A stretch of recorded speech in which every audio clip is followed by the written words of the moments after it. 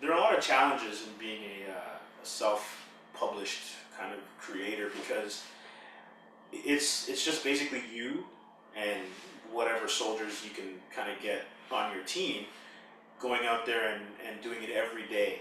There are financial obstacles that you have to figure out, whether you're going to comic book conventions or you're trying to get your artwork done or get it printed.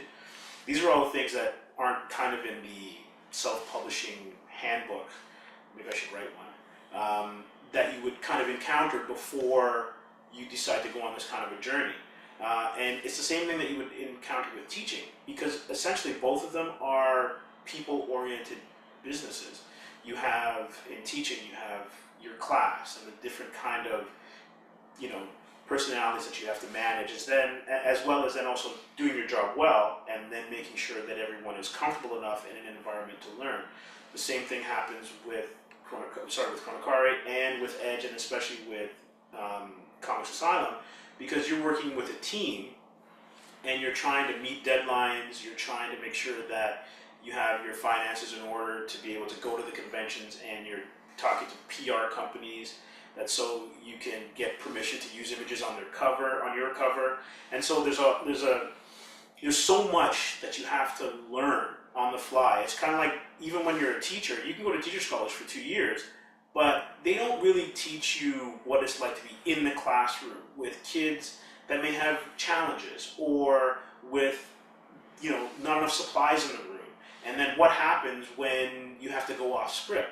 It's the same thing when you're working in self-publishing or doing anything on your own. There are points where you're like, you look in the mirror and you think, why did I even bother doing this? This is, I must have been crazy to think I could accomplish this.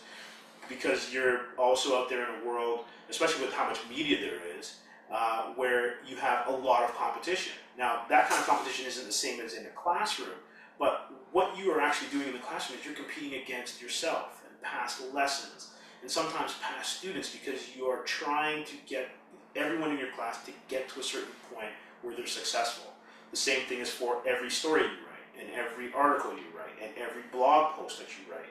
You want to be successful enough that so the next one grows on top of what you've done before.